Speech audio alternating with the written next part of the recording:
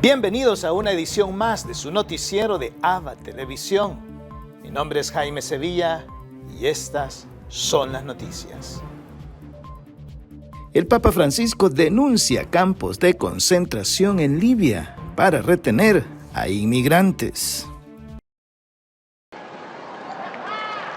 El Papa Francisco lanzó un llamamiento a favor de miles de migrantes solicitantes de asilo retenidos en campos en Libia. Ancora una volta chiedo alla comunità internazionale di mantenere le promesse di cercare soluzioni comuni, concrete e durevoli per la gestione dei flussi migratori in Libia e in tutto il Mediterraneo. E quanto soffrono coloro che sono rimandati. Ci sono dei veri lacerli. En las últimas semanas, la policía de Libia ha arrestado a más de 5.000 solicitantes de asilo. La ONU ha denunciado las malas condiciones en las que se encuentran y que no se respetan sus derechos humanos. El Papa también recordó la Jornada Mundial de las Misiones, un homenaje a misioneros católicos que ayudan en todo el mundo. E con gratitudine rivolgo il mio saluto a tanti missionari e missionarie, sacerdote, religiose, fedeli laici, che in prima linea spendono la loro energia al servizio della Chiesa, pagando in prima persona, a volte caro prezzo, la loro testimonianza. También el Papa saludó a varios grupos de peregrinos reunidos en la Plaza de San Pedro y dejó caer una pista sobre la natividad que habrá este año en el Vaticano. In particolare saluto la comunità peruviana, tante bandiere del Perù, che celebra la festa del Señor de los Milagros. Anche il presepio di quest'anno sarà dalla comunità peruviana. Cada año el Vaticano expone un Belén en la Plaza de San Pedro, regalo de algún país del mundo. Por lo que parece, este año el Perú será protagonista de la Navidad del Papa. Policías evitan que se use Plaza de San Pedro para protesta contra dictadura cubana. Buon pranzo y arrivederci. Cuando el Papa concluyó el Ángelus del domingo, pudo escucharse este clamor. Procedía de estas personas. Eran entre 100 y 200 cubanos llegados de varios países de Europa para protestar contra la dictadura cubana, la represión y los detenidos políticos. Como es habitual, al ver que se trataba de una protesta política, la policía no les dejó entrar al Ángelus del Papa. Y a quienes entraron les retiraron las banderas.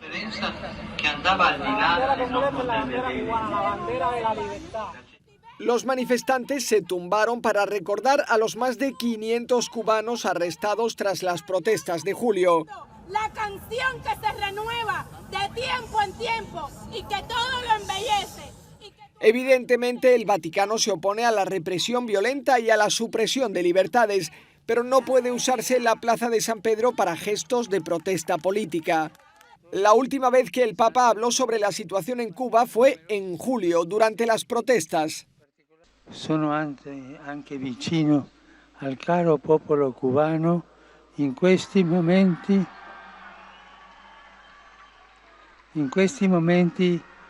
difficili, in particolare alle famiglie che maggiormente ne soffrono. Prego il Signore che lo aiuti a costruire in pace, dialogo e solidarietà una società sempre più giusta e fraterna. Al menos desde finales de agosto, un grupo de cubanos acude con banderas a algunos encuentros públicos del Papa. Y el pueblo cubano está muriendo porque nos falta la libertad. Venimos todos los miércoles y todos los domingos a pedir misericordia y que Él interceda por el pueblo cubano. Un apoyo para nuestro pueblo, que está muriendo. La oposición cubana está convocando nuevas protestas en la isla para el 15 de noviembre, pero por ahora el gobierno las ha prohibido y ha dicho que son ilegales. Marta Lucía Ramírez afronta los retos del pueblo colombiano con el Papa. Buenos días, señora. ¿Cómo está usted? Como me alegra tener esta oportunidad de conocerlo. Muchas gracias por darnos este espacio, Santidad. La vicepresidenta y canciller de Colombia, Marta Lucía Ramírez, se reunió este sábado con el Papa en el Vaticano. Está en Roma con motivo de la 10ª conferencia Italia, América Latina y el Caribe. Durante su encuentro afrontaron algunas de las dificultades del pueblo colombiano, como el problema con el narcotráfico. La vicepresidenta agradeció en redes sociales su conversación con el Papa sobre protección a los migrantes, cuidado del medio ambiente e igualdad de género. Marta Lucía Ramírez le ofreció al Papa una bolsa de café especial sembrado y elaborado por mujeres colombianas y le dio este dato. En la región cafetera de Colombia, el 33% de las familias son mujeres cafeteras. Marta Lucía Ramírez también aprovechó el viaje a Roma para encontrarse con la monja colombiana Gloria Cecilia Narváez, quien fue secuestrada por el grupo terrorista Al-Qaeda en 2017 y liberada el pasado 9 de octubre gracias en gran parte a la ayuda y gestión del Vaticano. El Papa se despidió con un mensaje de fuerza y coraje para la vicepresidenta y toda la comunidad colombiana.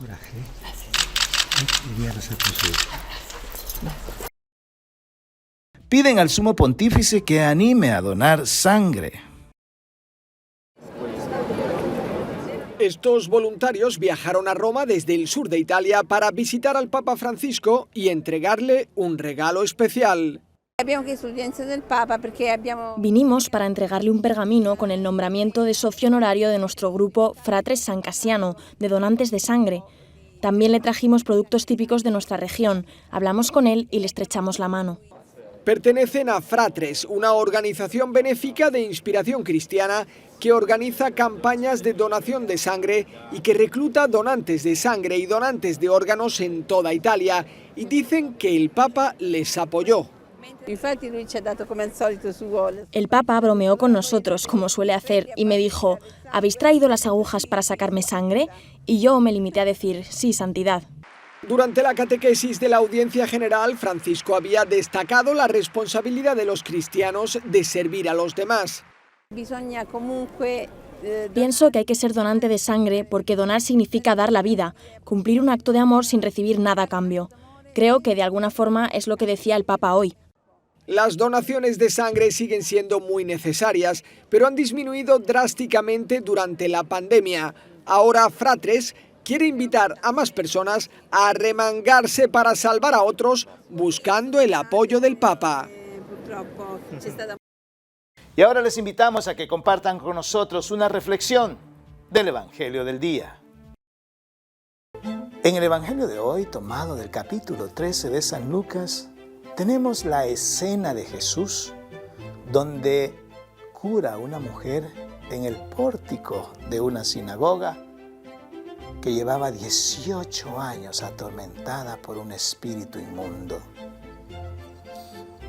La mujer, que estaba toda encurvada, quedó sana, liberada, y empezó a alabar a Dios. Los fariseos, como siempre, comenzaron a criticarlo y decirle: hay 6 días en la semana, ¿por qué no vienen durante esos 6 días para que los curen y no en sábado? Y Jesús le dice: hipócritas. Y ya sabemos el resto de la historia.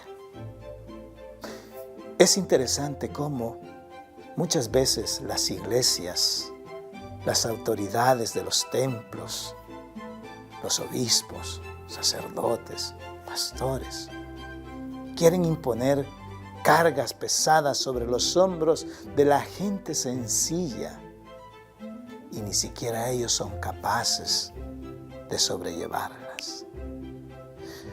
Y cuando se trata de hacer el bien, aunque sea Viernes Santo, aunque sea un día de precepto, nosotros no vivimos bajo una ley humana, sino que vivimos bajo una ley que es mucho superior a ella, que es la ley del Señor. Y la ley del Señor no es otra más que la ley del amor. Y esa ley del amor se manifiesta cuando hacemos el bien a aquella persona necesitada, sin importar el día o el lugar donde haya esa necesidad.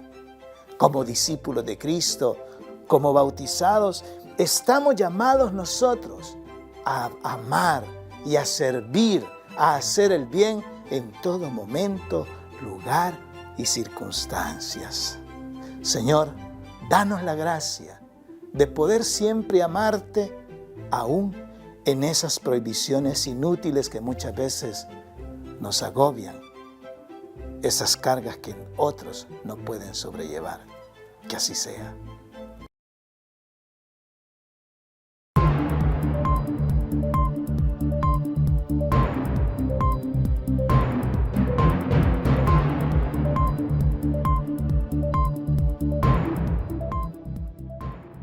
Estas son las noticias más importantes de los Estados Unidos, traídas a ustedes gracias a la cortesía de La Voz de América.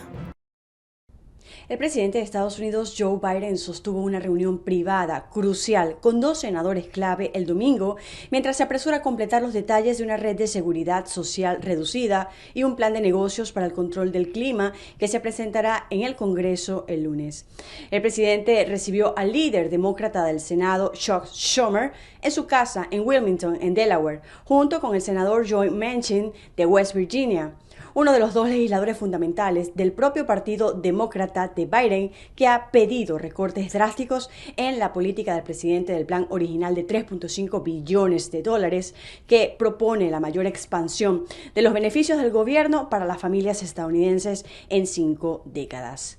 En otras informaciones, tras un septiembre convulso, marcado por la inmensa ola de llegada de haitianos a las inmediaciones de Texas, las autoridades estadounidenses informaron que este mes expulsaron a más de la mitad de los detenidos al intentar entrar de modo irregular por la frontera sur del país. Esto según lo informó la patrulla fronteriza, que están siendo regresadas bajo el título 42.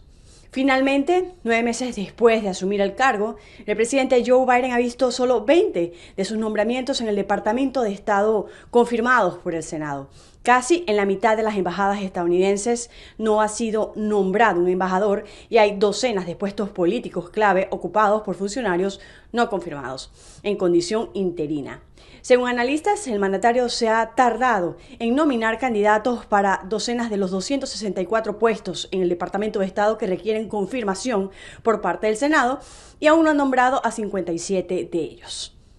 Desde Washington, Sofía Pisani, Voz de América. ¿Suspenderá la OEA a Nicaragua luego de las elecciones de noviembre? Para algunos exdiplomáticos de la región, como el costarricense Ricardo Lizano, la Organización de Estados Americanos cuenta con más de los 24 votos necesarios para suspender a Nicaragua del organismo, como lo contempla el artículo 21 de la Carta Interamericana. Recuerde usted que esa carta en su artículo 21 establece un procedimiento sancionatorio para aquel país que, como Nicaragua, haya violentado la democracia. Lizano, quien fue ministro consejero de la delegación costarricense ante la OEA, afirma que en la Asamblea General de la OEA del próximo 10 de noviembre habrá discusiones en torno a los resultados de los comicios, en los que el actual mandatario Daniel Ortega se medirá con 7 precandidatos encarcelados. 3 días después de las elecciones del 7 de noviembre, de las votaciones, insisto, votaciones, no elecciones, será tiempo suficiente para aplicar la Carta Democrática. Paula María Bertol, embajadora de Argentina en la OEA durante la administración de Mauricio Macri, duda que se suspenda Nicaragua por considerar que los países que integran el organismo pensarán en las repercusiones económicas. Creo que una expulsión, si se llegara a concretar, pondría en una situación internacional mucho más delicada de la que ya está a Nicaragua, o tal vez algunos bancos como el BICE reaccionarían para dejar de prestarle fondos al país, pero la pregunta es si no se verían perjudicados tantos y tantas nicaragüenses, ¿no? Así que creo que es una cuestión compleja. Esta semana, 26 países de la Organización de Estados Americanos aprobaron una resolución en la que demandan al gobierno de Daniel Ortega la liberación de los opositores y la realización de elecciones libres. La resolución ha sido rechazada por Managua. Donaldo Hernández, Voz de América, Managua. Acuerdan discutir reformas a ley contra la usura en El Salvador. La Comisión Financiera de la Asamblea Legislativa acordó iniciar la discusión para reformar la ley contra la usura. Una de las reformas sería establecer tasas de interés máximas y sanciones para quienes incumplan la ley. Entonces, al momento de evaluar las sanciones, nosotros sí creemos que vamos a hacer modificaciones considerables en el tema de las sanciones, porque sí no queremos que ellos reincidan en los casos, queremos que respeten la ley, a todo el ente que vaya a regular la ley contra la usura, que se respete. Posiblemente algo de eso le puede servir a la población a la par de poner techos de interés, porque a veces no es tanto inclusive en los bancos el interés, que puedan dar 2 puntos abajo o 2 puntos arriba, sino que la forma en la que lo cobra. De acuerdo a la presidenta de la comisión, Dania González, 70% de la población que ha sido excluida del sistema financiero son quienes acuden a los usureros, quienes cobran altas tasas de interés. Ahora nos vamos a Sudamérica, donde nos reciben nuestros hermanos de JN19 Televisión, quienes nos han preparado un reportaje especial sobre lo que acontece en el Perú. ¿Cómo están, amigos? Mi nombre es Yamila Espinosa, reportando desde el Perú para la cadena hermana ABA Televisión y JN19. Comenzamos con este informe comentándoles que el Ministerio del Ambiente anunció que a fin de año se abrirían todas las áreas naturales protegidas. El ministro del Ambiente, Rubén Ramírez Mateo, anunció la posibilidad de que a fin de año se reabra al 100% la totalidad de áreas naturales protegidas del país, debido al avance logrado en el proceso de vacunación contra el COVID-19 en todo el territorio nacional. Indicó que a fin de año se espera alcanzar el 70% de la población vacunada, con lo cual todas las actividades del país volverían a la normalidad. Rojas manifestó que a consecuencia de la pandemia de COVID-19 se tuvo que cerrar todas las áreas naturales protegidas y eso retrajo no solo al turismo, sino que también generó una brecha para solventar los salarios de los guardaparques y guardabosques y afectó a las comunidades que viven en las áreas protegidas y desarrollan diversas actividades económicas. El titular del MINAM indicó que el turismo ambiental es una actividad limpia y que el retorno a las actividades de ese campo representan dinamizar la economía y reactivar el turismo, donde se benefician no solo los guías, sino los lancheros, los miembros de las comunidades nativas, los transportistas y empresarios de estas actividades y también los sectores de actividades conexas como restaurantes y artesanos. Continuando con la información, personas con discapacidad pueden obtener licencia de conducir si aprueban los exámenes. Desde el 2010 hasta la fecha, 38.311 conductores con algún tipo de discapacidad han obtenido un tipo de licencia de conducir para poder estar al volante y movilizarse por el territorio peruano sin ningún inconveniente. Según el reciente estudio, se sabe que del total de conductores con algún tipo de discapacidad, 18.106 tienen dificultades de visión, por lo que deben de manejar siempre con lentes y espejos de 180 grados. 7.285 tienen problemas auditivos visuales, por lo tanto deben usar audífonos o lentes. 6.181 necesitan usar solo audífonos, 2.021 tienen que conducir con lentes y únicamente vehículos con transmisión automática y 614 deben estar al volante de vehículos especialmente acondicionados para ellos. 4.104 son conductores que deben de usar de manera mixta vehículos especiales acondicionados, automóviles con transmisión automática de espejos 180 grados, audífonos o lentes, dependiendo de sus dificultades de salud. En ese sentido, la directora de la Circulación Vial, María Ángela Rossi, expresó que el Ministerio de Transportes y Comunicaciones tiene una política de inclusión social, la cual busca no dejar a ninguna persona sin la oportunidad de obtener una licencia de conducir. Los postulantes con discapacidad deben de pasar un examen médico en el que se determinará qué tipo de acondicionamiento necesitará para poder estar al volante sin ningún problema. Luego, deberán dar el examen de conocimientos y de manejo. Finalmente, deben de realizar el trámite de emisión de licencia con el Ministerio de Transportes y Comunicaciones para el caso de Lima Metropolitana y con los gobiernos regionales para los distintos departamentos. Continuando con la información, escolares de 100 colegios iniciaron clases semipresenciales en la provincia de Huari. En 100 instituciones educativas de la provincia Ancaxina de Huari, los alumnos retornaron a las aulas a la modalidad semipresencial, informó la Unidad de Gestión Educativa Local de esta jurisdicción. El retorno gradual de los escolares se concretó luego de que cada institución educativa llegara a un acuerdo con los padres y la comunidad educativa para adoptar este método de estudio.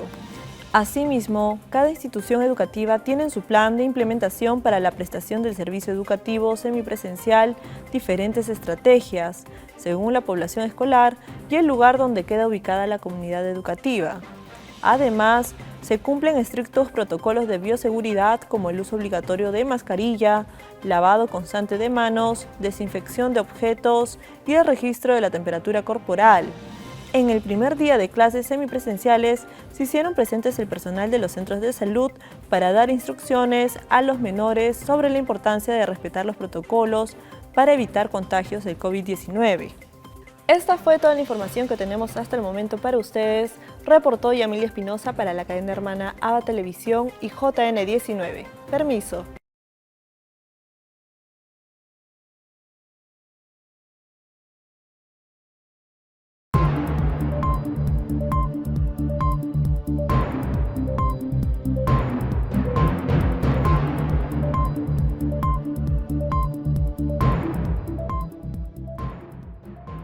El partido político PDC asegura que Caraballo no ha cumplido con los estatutos del partido en El Salvador. Miembros del PDC presentaron ante el Tribunal Supremo Electoral una denuncia donde especifican que Reinaldo Carballo no cumplió con los estatutos internos del instituto político. Ahora que ellos vengan a decir que no es legal, yo entiendo.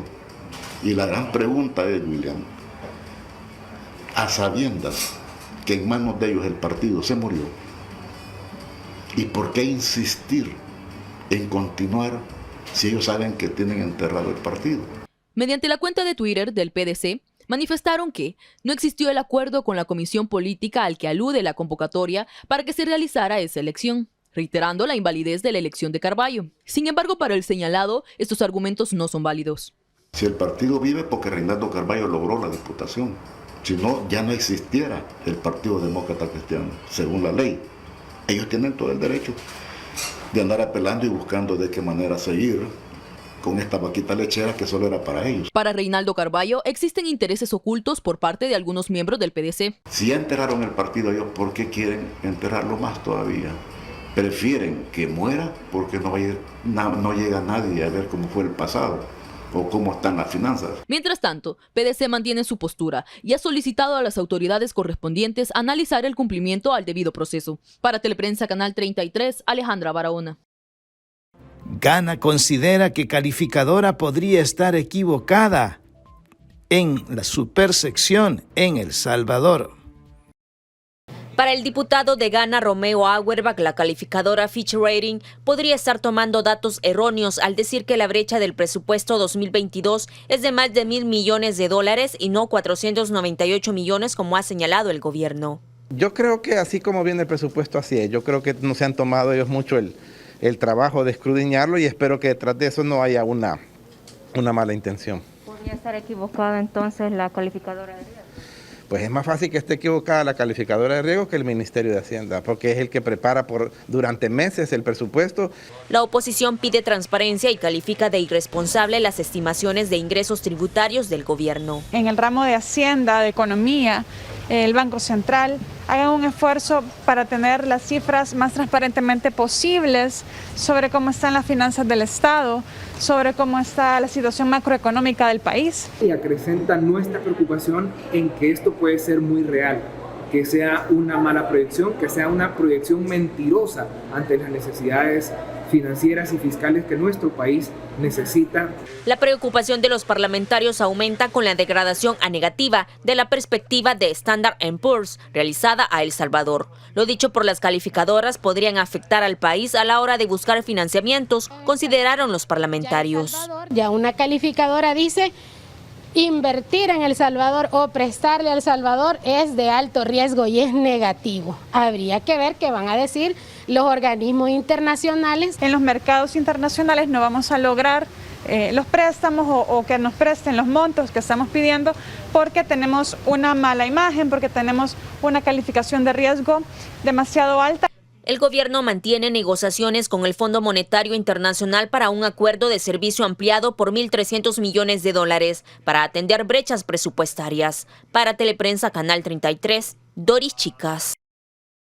Hoy, 25 de octubre, celebramos el Día de los Santos Macabeos. Conozcamos más de esta fascinante historia. Después de robarse 61.000 kilos de plata del tesoro del templo, el rey Antíoco IV emprendió su retirada hacia Antioquía y dejó un ejército de 22.000 soldados bajo el mando de un cruel general llamado Apolonio, quien en su primer sábado en Jerusalén aprovechó la aglomeración de fieles, obvio, que celebraban su día sagrado para masacrar a cientos de judíos, los asesinó. Y luego convirtió el recinto sagrado en un burdel en el que con sus hombres celebraba banquetes y orgías con prostitutas, obligaban a los habitantes a jurar fidelidad a sus dioses, a tomar parte en sus bacanales y a participar de las procesiones que realizaban en honor de Baco. Pero animados por el ejemplo de Eleazar, el escriba más venerable y sabio de la ciudad, que prefirió morir flagelado antes que renunciar a la fe de sus padres, paulatinamente los hombres se fueron llenando de motivos y con frecuencia desfilaban y desafiaban con valor y temeridad, como el caso de Judas Macabeo, que con otros 9 sediciosos emboscaban a los soldados y se refugiaban en el desierto.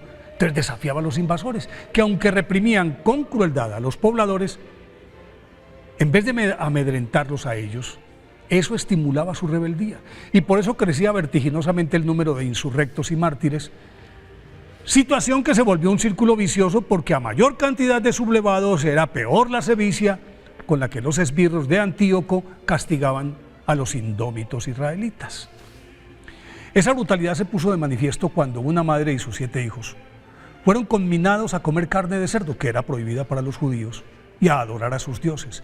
Pero como se negaron tajantemente, los apresaron y aunque los azotaron, se mantuvieron firmes y con inusitada valentía el hermano mayor encaró al jefe de los verdugos diciéndole: ¿qué buscas o qué quieres de nosotros? Todos estamos dispuestos a morir antes que quebrantar las leyes patrias. Entonces, el enfurecido sátrapa, según se relata en el capítulo 7 del segundo libro de los Macabeos, mandó poner fuego debajo de las sartenes y ollas, y cuando estuvieron encendidas, mandó a cortar la lengua del que había hablado en nombre de todos, desollarle la cabeza y cortarle las extremidades, mientras sus hermanos y su madre lo presenciaban. Una vez completamente mutilado, mandó echarlo al fuego y freírlo cuando todavía vivía. Al segundo le arrancaron el cuero cabelludo y luego le aplicaron igual tormento. Al tercero le sacaron la lengua y repitieron con él el mismo patrón de torturas que continuaron replicando con el resto de los valientes hermanos. Y cada uno, antes de morir, alababa a Dios, se enorgullecía de dar la vida por su fe y de paso todos amonestaban a sus verdugos para que se arrepintieran de sus conductas y reconocieran al de Israel como el único Dios verdadero. Cuando le tocó el turno al menor, dada su corta edad, el sátrapa creyó que podía convencerlo a punta de salamerías, le prometió riquezas, cargos prominentes en el gobierno, mujeres y poder, pero el muchacho, a quien su madre le había pedido que no renegara de sus principios, le respondió al verdugo: yo, como mis hermanos, entrego mi cuerpo y mi vida por las leyes patrias, pidiendo a Dios que muestre pronto su misericordia con su pueblo y a ti, con tormentos y castigos, te obligue a confesar que solo Él es Dios. Y a continuación fue sometido a peores tormentos que los que sufrieron sus hermanos. Una vez muertos todos sus hijos, la madre también entregó su vida sin la menor queja y alabando a Dios. A estos mártires los conoce la historia como los Santos Macabeos. Por eso hoy, 25 de octubre, día de su festividad, pidámosle a los santos macabeos que nos alienten para proclamar el nombre de Dios, aunque por ello tengamos que dar la vida. Y para concluir nuestro noticiero, nos dejamos con la intención del Papa Francisco para el mes de octubre, que es sobre discípulos misioneros. Jesús nos pide a todos, y a ti también, ser discípulos misioneros. ¿Estás preparado?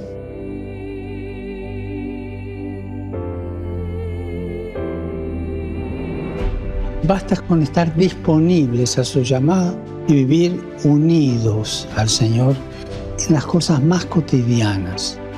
Trabajo, los encuentros, las ocupaciones de cada día, las casualidades de cada día, dejándonos guiar siempre por el Espíritu Santo.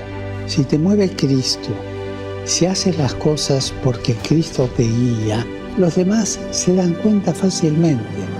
Y tu testimonio de vida provoca admiración.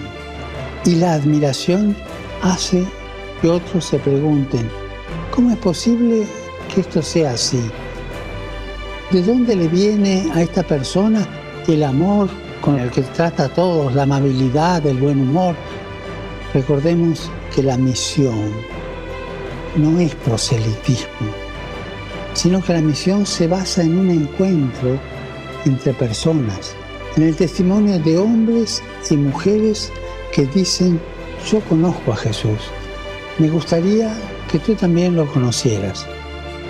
Hermanos y hermanas, recemos para que cada bautizado participe en la evangelización y que cada bautizado esté disponible para la misión a través de su testimonio de vida y que este testimonio de vida tenga sabor a evangelio.